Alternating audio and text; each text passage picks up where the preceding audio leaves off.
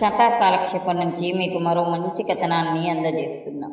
అపశృతి. రచయిత్రి ముప్పాళ్ల రంగనాయకమ్మ. రేడియో జనగణమన పాడేసింది. విశాల కంగారుగా గడియారం కేసి చూసింది. లేచి పుస్తకం మంచం మీద పడేసి గది మధ్య నుంచుంది. ఓసారి నిద్రపోతున్న పిల్లల కేసి చూసి గుమ్మం కేసి తల తిప్పింది. అబ్బా, ఏమిటింత ఆలస్యం?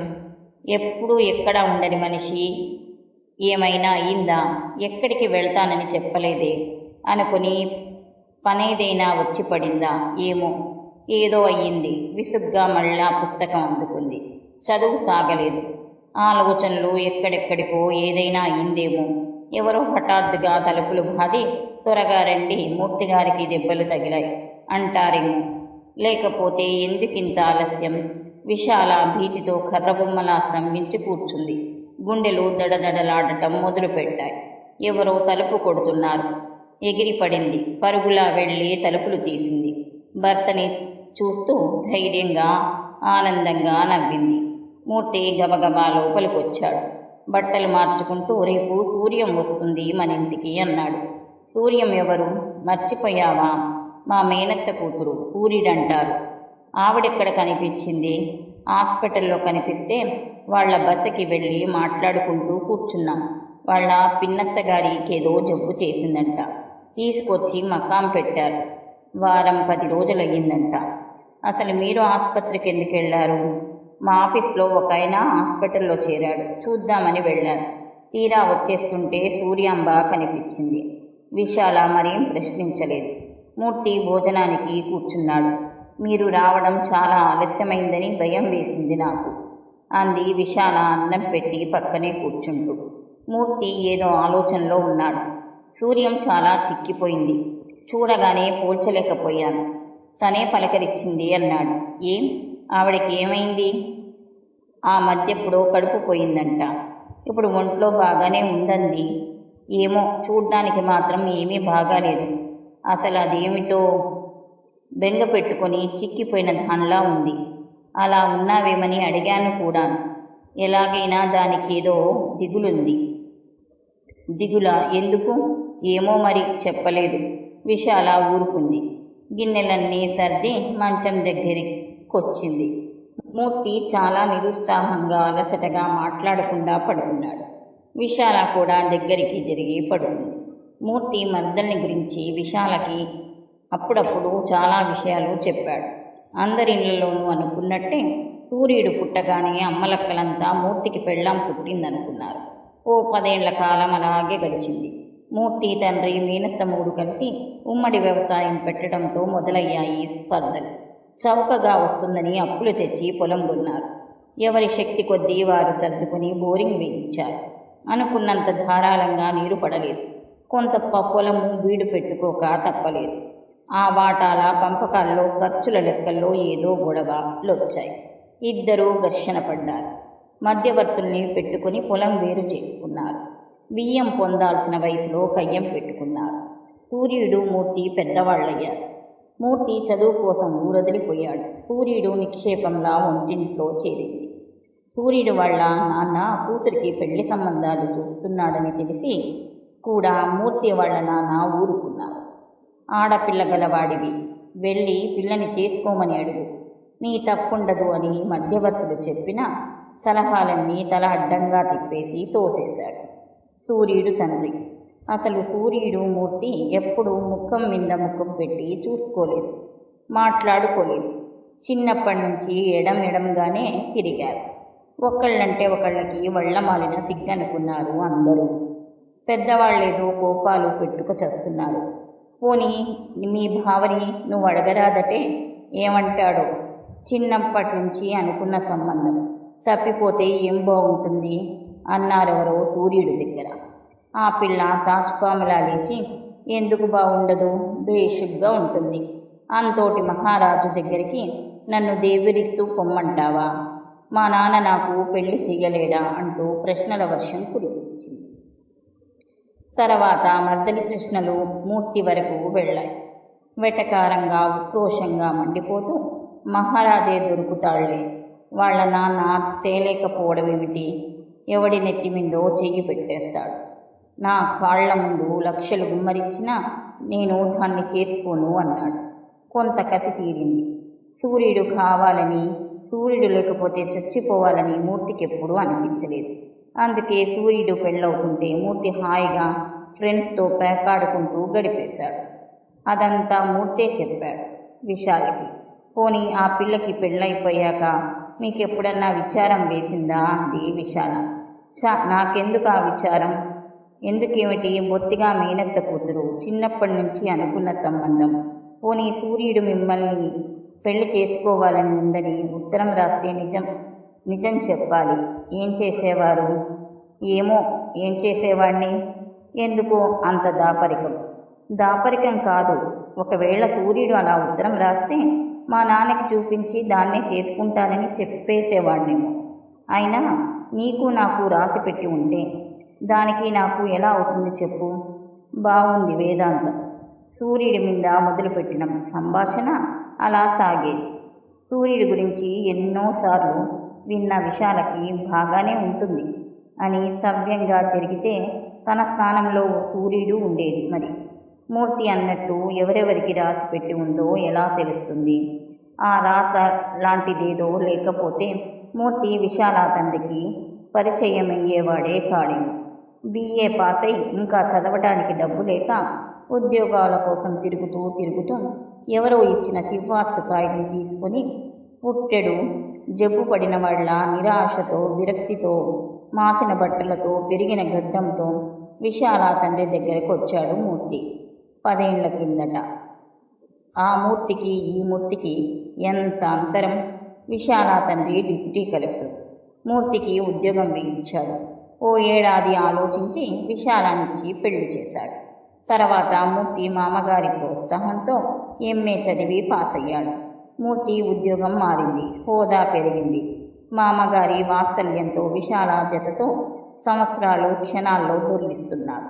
ఎవరి సంసారాల్లో వాళ్ళు మునిగి తేలుతున్నా ఈ సమయంలో 10 ఏళ్ల తర్వాత సూర్యుడు మూర్తి ఇంటికి వస్తాననటం మూర్తికి చాలా గర్వం కలిగించింది. సూర్యాంబని చూడాలని విశాలకి కూడా చాలా కుతూహలం కలిగింది. సూర్యాంబ పాలిపోయిన తెలుపుతో సన్నగా పొడుగ్గా తీగలా ఉంది. మంచి కళ్ళు, కుదురైన మొహము, జుట్టు ముడి వేసుకుంది. లేత రంగు చీరలో కొంచెం పెద్దదానిలా కనిపిస్తుంది. విశాలని చూడగానే కొంచెం నవ్వింది. విశాల కూడా నవ్వుతూ ఆహ్వానించింది. మూర్తి సూర్యాంబను చూసి నవ్వుతూ విశాలని చూపిస్తూ ఎవరో తెలుసా, చెప్పమంటావా అన్నాడు. తెలీదు, చెప్పు అంది సూర్యాంబ తను నవ్వుతూ. రండి అంది విశాల కలగజేసుకొని. మా బావ ఇప్పటికైనా చూపించాడు మిమ్మల్ని. ఎన్నేళ్ల నుంచో చూడాలని ఉంది నాకు అంటూ నడిచింది సూర్యాంబ. మిమ్మల్ని కూడా నేనెప్పుడూ చూడలేదు అంది విశాల అభిమానంగా. ముగ్గురు లోపలికి వెళ్ళారు. సూర్యాంబ కళ్ళు అటూ ఇటూ తిప్పి గదులు, గోడలు, సామాను అంగుళం పరిశీలిస్తూనే ఉంది. సూర్యాంబ కళ్ళు ఎటు తిప్పితే అటు చూపులు మారుస్తున్నాడు మూర్తి. ఇండ్లు సూర్యాంబకెంతో నచ్చినట్టు కనపడింది. గవర్నమెంట్ వారిచ్చిన బంగ్లా అది. అధునాతనంగా అగ్గిపెట్టెలా అందంగా ఉంది. గదులు చిన్నవే అయినా అన్ని సదుపాయాలకు విడివిడిగా ఉన్నాయి. ఏ గదికి తగ్గ సామాను ఆ గదిలో అందంగా పొందిగ్గా సర్ది ఉన్నాయి. గుమ్మాలకు, కిటికీలకు చక్కటి తెరలు, పంకాలు, వంటింట్లోనూ, భోజనాల దగ్గర, బాత్రూంలోనూ, వాకిట్లోనూ నీళ్ల పంపులు, వాకిలి చాలా భాగం గచ్చు. ఇంటి చుట్టూ ఏవేవో మొక్కలు, ఒకళ్లతో సంబంధం లేకుండా చుట్టూ ప్రహారీ. ఇళ్లంతా చూస్తూ సూర్యాంబ బాగా తెల్లబోయింది.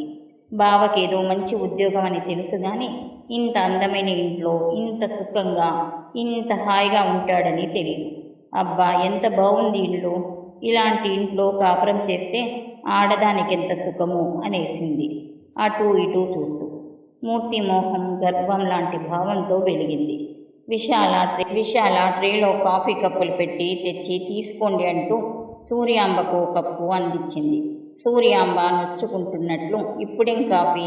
మీరు అనవసరంగా శ్రమపడ్డారు. అయ్యో, నేను చూడనే లేదు, లేకపోతే పెట్టనిచ్చేదాన్ని కాదు అంది కప్పు అందుకుంటూ. అబ్బే, శ్రమేమిటండి, కొంచెం కాఫీ తాగితే బాగుంటుంది అంది విశాల క్లుప్తంగా. మూర్తి సూర్యాంబని చూస్తూ, మా ఇంట్లో గ్యాస్ స్టవ్ ఉందిలే, ఏమీ శ్రమ పడకుండా క్షణాల్లో అయిపోతాయన్నీ. చూస్తావా, పద అంటూ వంటగదికేసి దారి చూపించాడు. సూర్యాంబ కుతూహలంగా వెళ్ళింది విశాలతో పాటు. సూర్యం ముఖం నిండా ఆశ్చర్యం, ఉరకలు పుట్టటం కనిపించింది మూర్తికి. వంటిండ్లు విశాలంగా ఉంది. గోడలకి ఎత్తుగా బల్లెలున్నాయి. వాటి నిండా తలతలలాడే డబ్బాలు, జాడీలు పేర్చి ఉన్నాయి.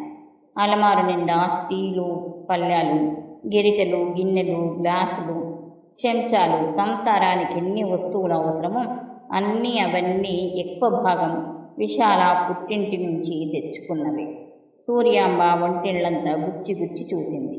ఈ సామానంతా ఎన్ని వేలు పోసి కొన్నావు అంది మూర్తికేసి చూసి నవ్వు తెచ్చి పెట్టుకుంటూ. మూర్తి నవ్వి ఊరుకున్నాడు.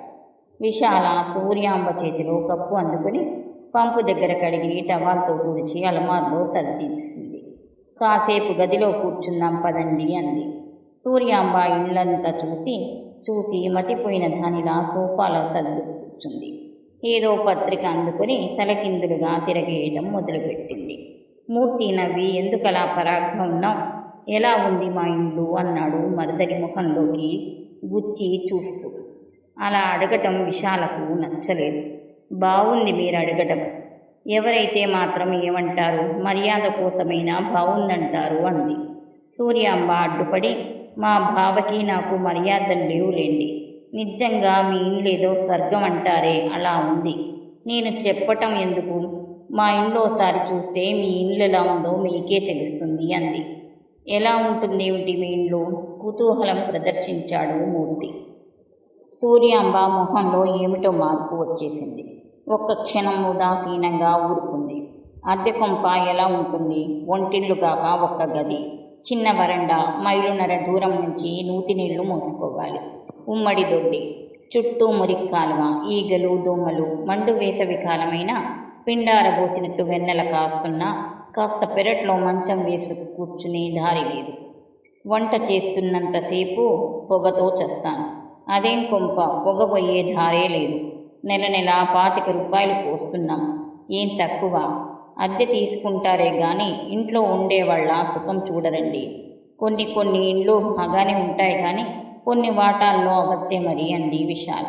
అవస్థని నెమ్మదిగా అంటారా, మీరైతే ఒక్క క్షణం ఊపిరి పీల్చుకోలేదు మా ఇంట్లో. పోనీ ఇంకెక్కడైనా మంచి వాటా దొరుకుతుందేమో చూడలేకపోయారా? ఇంక నేను బయలుదేరాలి ఇండ్ల కోసం.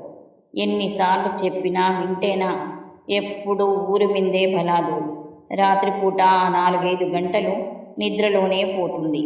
ఇండ్లు ఎలా తగలపడితే మాత్రం మగవాళ్లకేం పడుతుంది. ఎదరగా చెట్టంత మగవాణ్ణి పెట్టుకొని అలా అనేస్తున్నావేమిటి అన్నాడు నవ్వి మూర్తి. సూర్యాంబ మాటలు విశాలకి బాగున్నట్టు లేవు.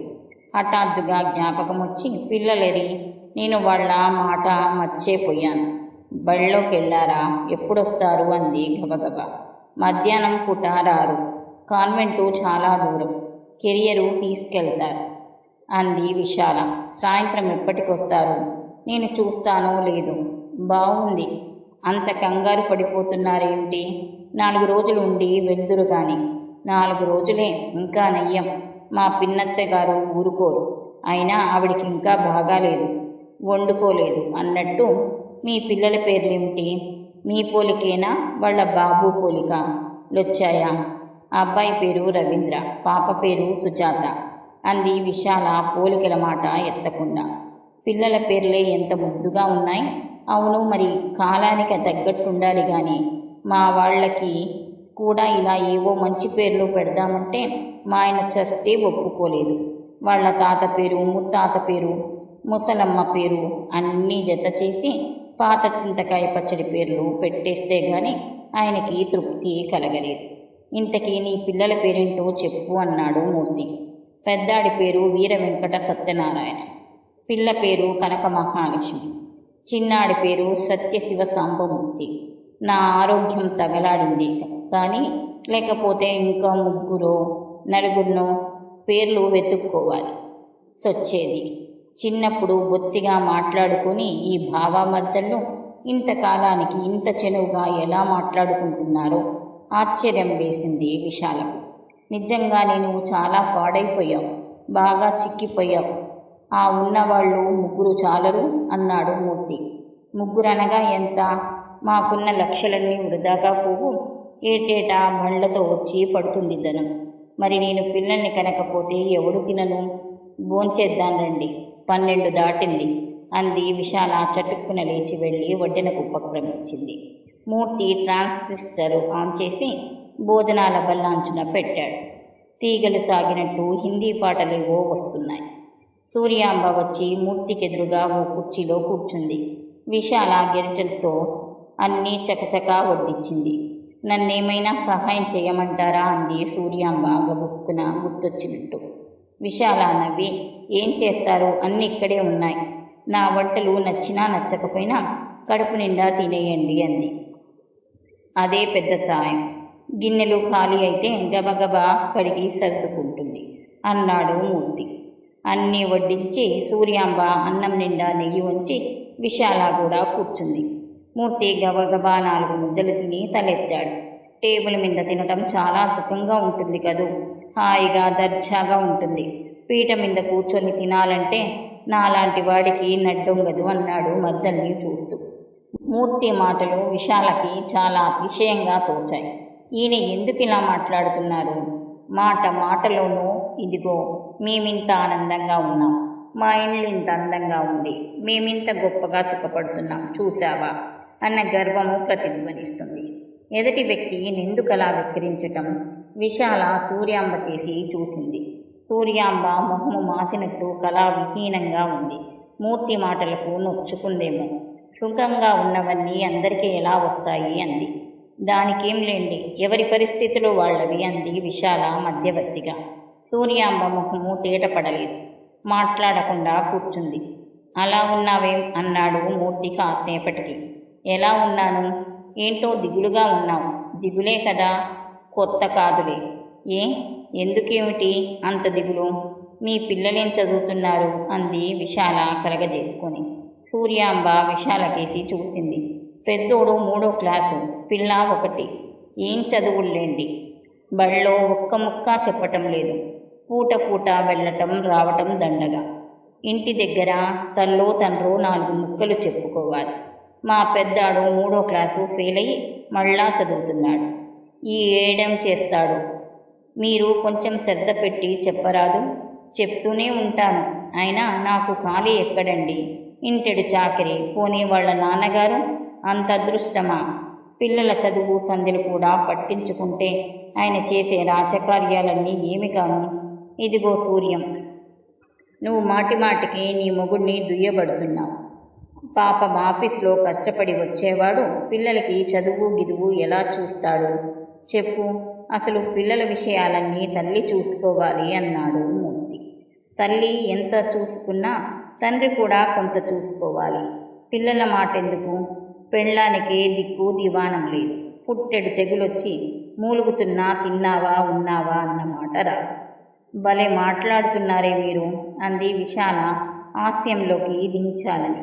అబద్ధం కాదండి, మా ఆయనకి ఇండ్లు ఇళ్ళాలు పిల్లలు పీచు ఏం అక్కర్లేదు. ఇవన్నీ చూసుకుంటూ కూర్చుంటే ప్యాకాట ఆడరు. విశాల విస్తుపోయింది. సూర్యాంబకేసి విచిత్రంగా చూసింది. ప్యాకాడితే మాత్రం ఇండ్లు వాకిలి చూసుకోరేమిటి సూర్యం అన్నాడు మూర్తి. నీకు తెలీదులా ఉంది.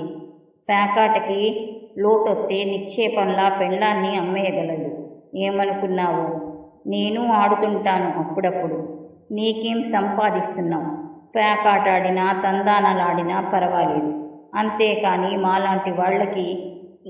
మరి నువ్వు ప్యాకాడొద్దని చెప్పలేకపోయావా? నువ్వు వింటున్నావేమో గానీ పెళ్ళాం చెప్తే మొగుడు వింటాడా? ఒక మంచి మాట ఎవ్వరైనా చెప్పొచ్చు, ఎవ్వరైనా వినొచ్చు. కాదులే, మా ఆయనకి మాత్రం నా మాట వినటం నామోషి. సూర్యాంబ ధోరణి విశాలకి ఎబ్బెట్టుగా ఉంది. సూర్యాంబ పళ్ళెంలో అన్నం వడ్డిస్తూ, మీరు ఎక్కువగా కూరగాయలు తింటారా, పప్పులవి తింటారా అంది. సూర్యాంబ ధోరణి పాత పక్కిలోనే ఉంది. ఏదో ఒకటి. ఆత్మారాముడు చల్లబడటానికి ఏది తెచ్చుకోగలిగితే అది. నవ్వుతూ సూర్యుడేమిటో విరక్తిలో పడిపోతుంది అన్నాడు మూర్తి. మూర్తికి నవ్వు ఎలా వస్తుందో విశాలకి అర్థం కాలేదు. మూర్తి ఎందుకు నవ్వుతున్నాడో సూర్యాంబ కూడా ఆలోచించలేదు. భోజనాలయ్యాయి. విశాల ఒక్కపొడి అందిస్తూ మీరు కాసేపు పండుకోండి అంది. ఈ కాసేపు పడకేమిటి, మాట్లాడుకుంటూ కూర్చుందామంది సూర్యాంబ. ముగ్గురు పడగ్గదిలో కూర్చున్నారు. విశాల కాసేపు ఆల్బం తీసి ఫోటోలవి చూపించింది. అన్నిటినీ ముఖం వాచిన దానిలా చూసింది సూర్యాంబ. ఆల్బం ఆవిడ ఒళ్ళో వదిలేసి కళ్ళు కూరుకు వస్తుంటే పడుకొని నిద్రపోయింది విశాల. లేచే వరకు భావమర్దలిద్దరూ మాట్లాడుకుంటూనే ఉన్నారు సరదాగా. ఆ మాటలతో మీ నిద్ర చెడగొట్టాము అంది సూర్యాంబ. అబ్బే, నాకేం మేలుకో వచ్చేసింది అంటూ లేచింది విశాల. మొహం కడుక్కొని వంటింట్లోకెళ్ళి టిఫిన్ చేసే ప్రయత్నంలో పడింది. కాఫీలయ్యాక విశాల సాయంత్రానికి వంట ప్రయత్నాలు చెయ్యబోతుంటే వారించింది సూర్యాంబ. మీ ఇంట్లో ఉండటానికి స్వర్గంలా ఉంది. మొగుణ్ణి పిల్లల్ని వదిలేసి ఉండిపోమ్మన్నా ఉండిపోతాను, కానీ అవతల ఆవిడ్ని వదిలేసి ఏం బాగుంటుంది చెప్పండి అంది.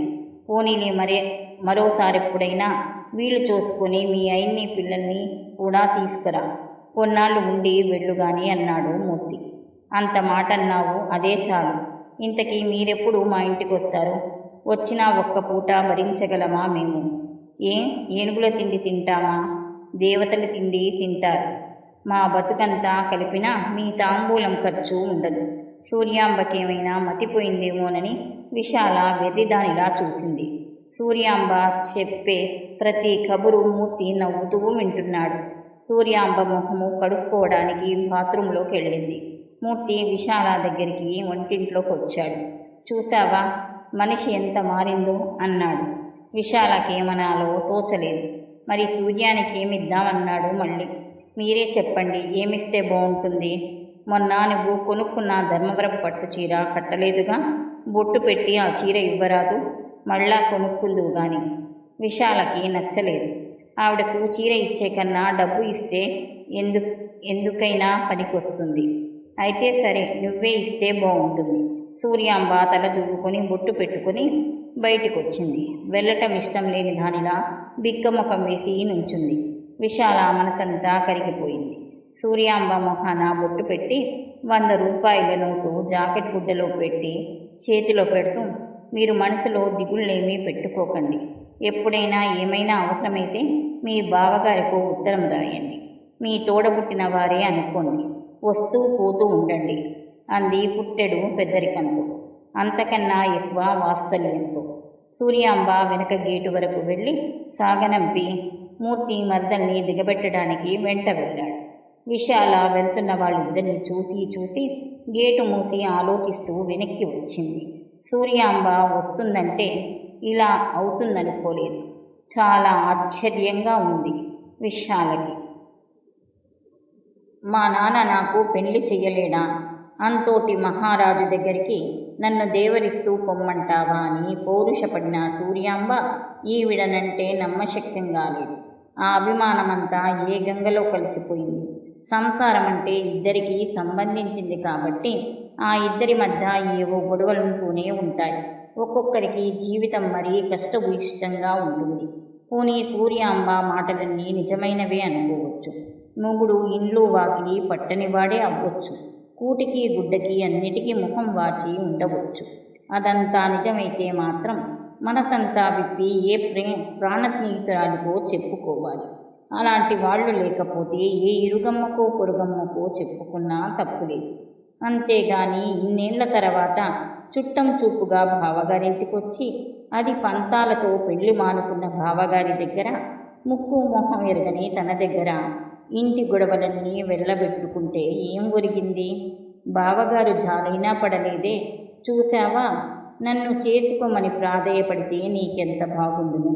నా విలువ గుర్తించనందుకే నువ్విన్ని కష్టాలు పడుతున్నావు అన్నట్టు ప్రవర్తించారు. అడుగడుగున ఆయన ప్రవర్తన, మాట తీరు తనకి తెలుస్తూనే ఉంది. సూర్యాంబ గుర్తించలేదా? పిచ్చిగాని ఆవిడ కూడా బావగారిని పెళ్లి చేసుకోనందుకు పశ్చాత్తాప పడుతున్నట్టే కనిపించింది. లేకపోతే మొగుణ్ణి గురించి ఈ బావ దగ్గర అంత తేలిగ్గా మాట్లాడదు. అసలు సూర్యాంబకి లాంటి పశ్చాత్తాపం ఎందుకు కలగాలి? ఒకసారి తను వద్దనుకున్న మనిషి, తనని వద్దన్న మనిషి ఎంత గొప్పవాడైతే మాత్రం ఎవడికి కావాలి? కానీ సూర్యాంబ అలా అనుకోలేదు. ఎందుకొచ్చిన పౌరుషాలు, బతుకంతా నాశనమయ్యాక కూడా బుద్ధి లేకపోతే ఇంకెప్పుడొస్తుంది అనుకుంది. ఆ ఇంట్లో అడుగు పెట్టగానే తన బ్రతుకు సర్వనాశనం అయిపోయిందనిపించింది ఆ క్షణంలో. మూర్తిని చేసుకుంటే బతికిలా సాగేదో నన్న శంక కూడా రాలేదు. తిరిగి వెళ్తున్నప్పుడు మూర్తితో స్పష్టంగానే అనేసింది, మీ ఇండ్లు వాకిలి అన్నీ చూసేసరికి నాకెంత ముచ్చటేసిందనుకున్నాం. బతికితే అలా బతకాలి, లేకపోతే చావాలి. ఎందుకొచ్చిన కాపురాలు. మూర్తి వెక్కిరింపు ధోరణి వదిలేసి అభిమానంగా అన్నాడు, నువ్వలా బాధపడకు సూర్యం. ఉన్నంతలో ఆనందంగా ఉండాలి. మీ ఇద్దరి మధ్య ఎలాంటి చికాకులు లేకపోతే చాలు. ఎంత పేదరికాన్నైనా సంతోషంగా భరించవచ్చు. సూర్యాంబ వెటకారంగా నవ్వింది.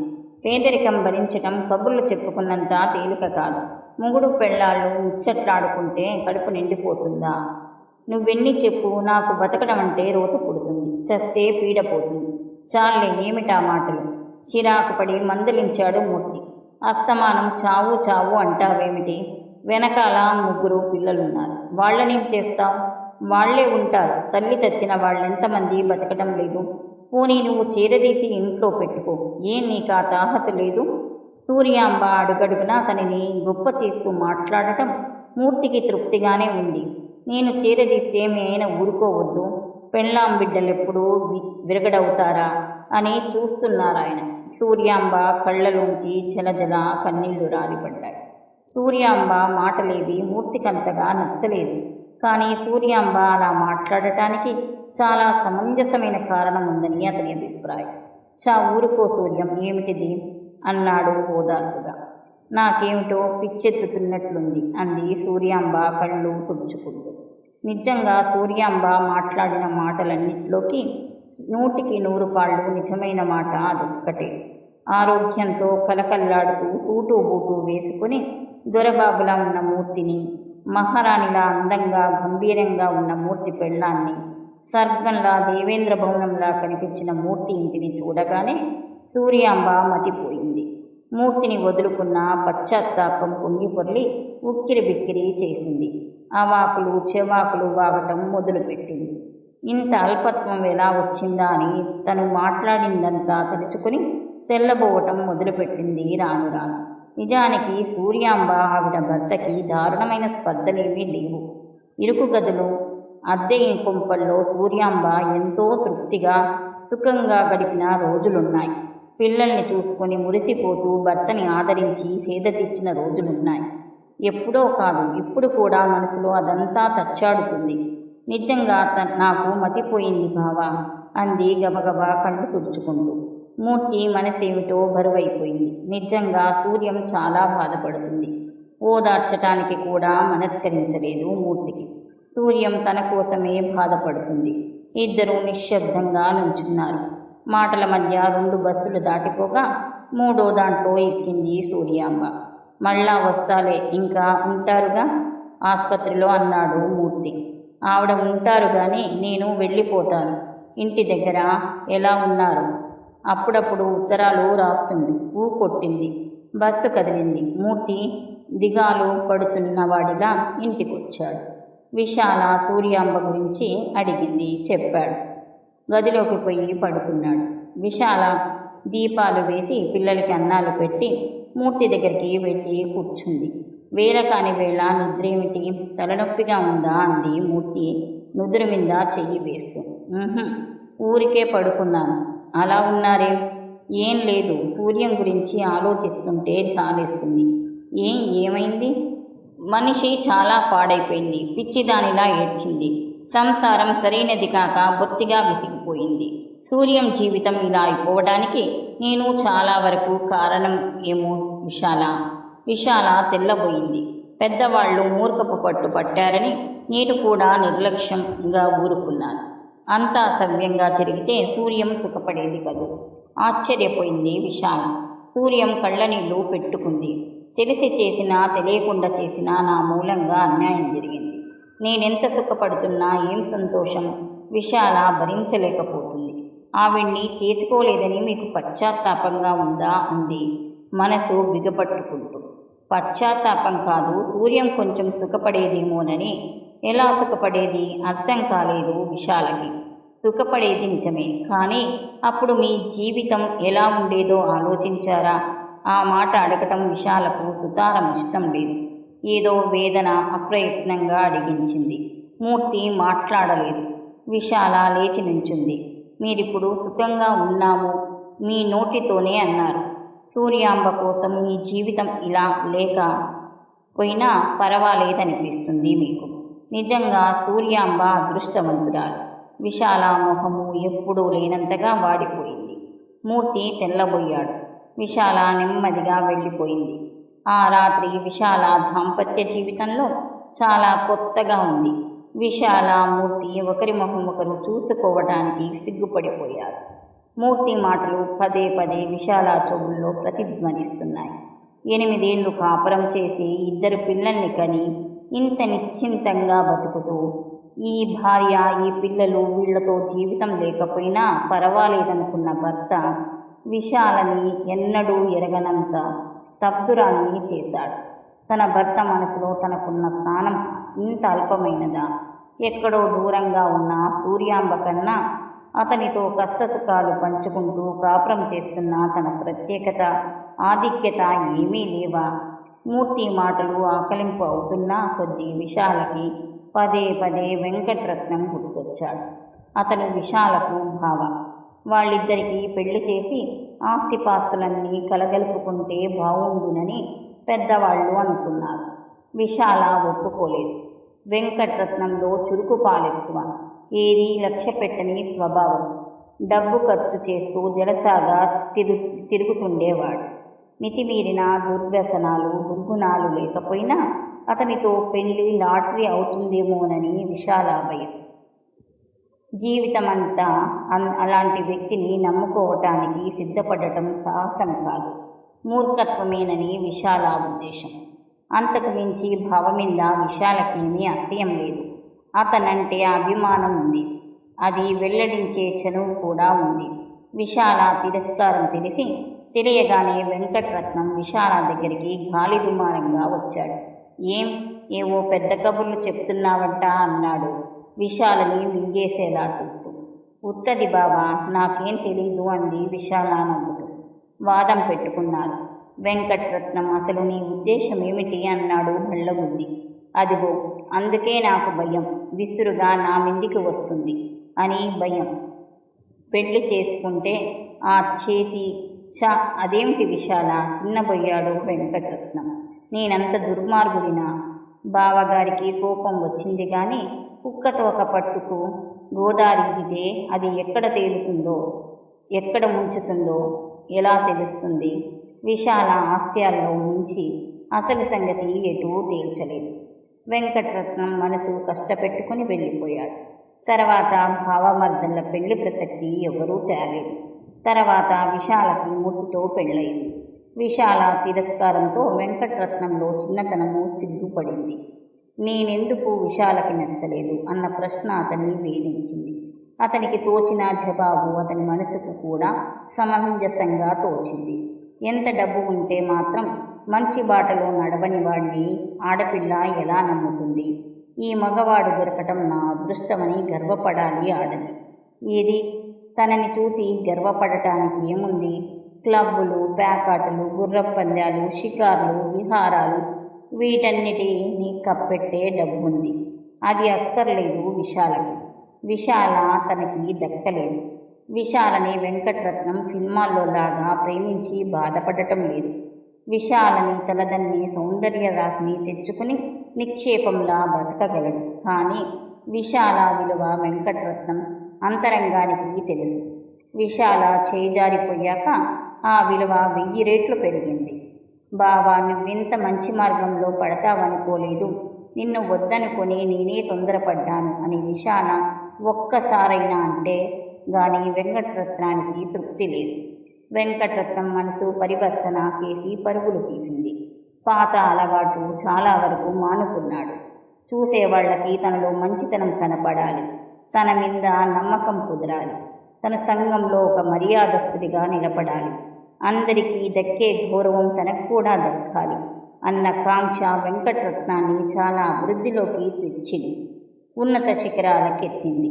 డబ్బులోనూ, పలుకుబడిలోనూ, మంచితనంలోనూ, హోదాలోనూ వెంకటరత్నం విశాల భర్తని జయించాడు. 1,00,000 రూపాయల కట్నం కాలదన్నుకొని మనసుకు నచ్చిన పిల్లని పెళ్లి చేసుకున్నాడు. పిల్లల్ని కంటున్నాడు. విశాల, నేను చాలా మారిపోయానోయ్, ఎంత మంచివాణ్ణయ్యాననుకున్నావు అన్నాడోసారి హాస్యధోరణితో.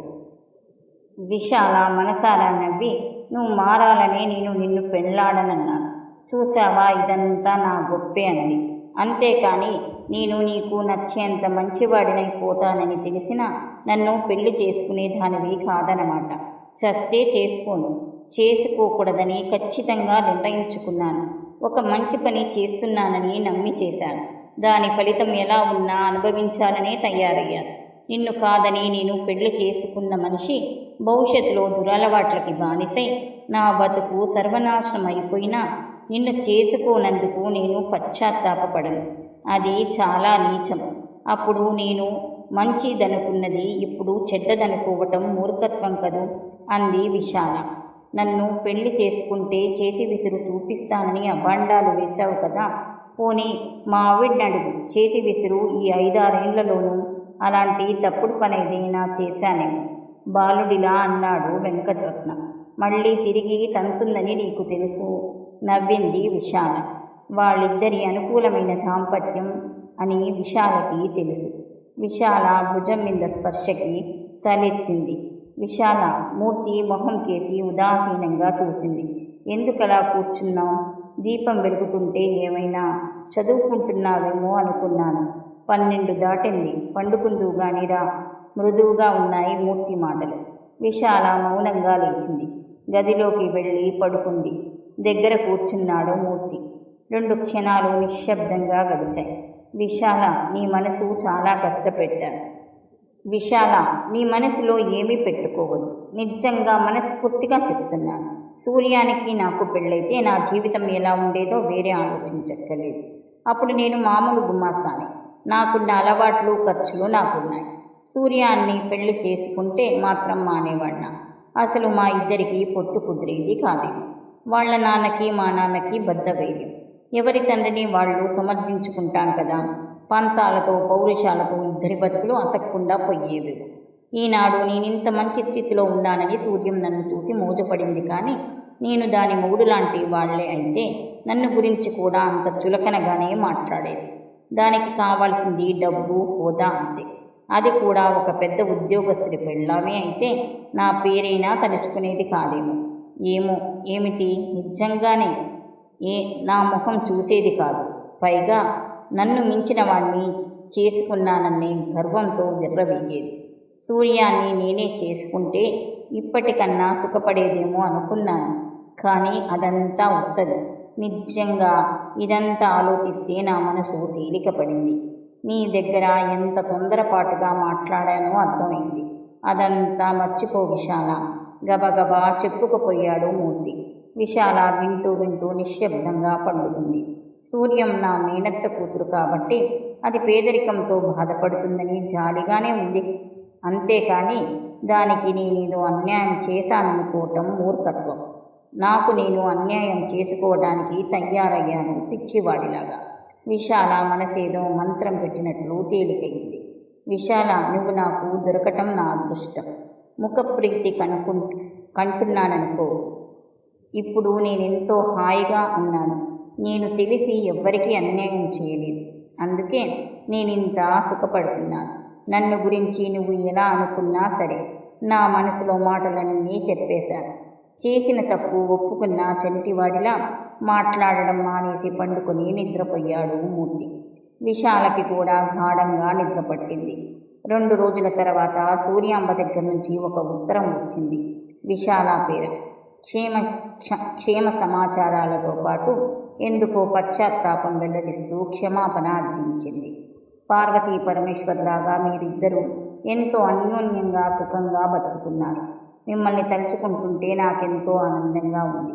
ఆ రోజు మీ ఇంట్లో, నా పిచ్చి పిచ్చి మాటల వల్ల మిమ్మల్ని చాలా చికాకు పెట్టాను. అదంతా తలుచుకుంటుంటే సిగ్గుగా చిక్కిపోతున్నాను. మీరు నమ్ముతానంటే ఒక్క మాట చెప్పుకుంటాను. నేను మీకు కనిపించినంత నీచురాల్ని కాను. మంచి చెడ్డల విచక్షణ జ్ఞానం లేని మూర్ఖురాల్ని కాను. నా గురించి ఎప్పటికైనా మీకు మంచి భావం ఏర్పడితే అదే నాకు 10,000. నేను, నా భర్త, నా పిల్లలు అందరం సుఖంగా ఉన్నాం. సుఖ దుఃఖాలకు అంతరాలు ఉంటాయి, కానీ హద్దులు ఉండవు. నా పేద సంసారంలో నేనో మహారాణిని, నాకెప్పుడో తెలుసు. అయినా ఆ రోజు మీరు నన్ను క్షమిస్తారనే ఆశతో సూర్య.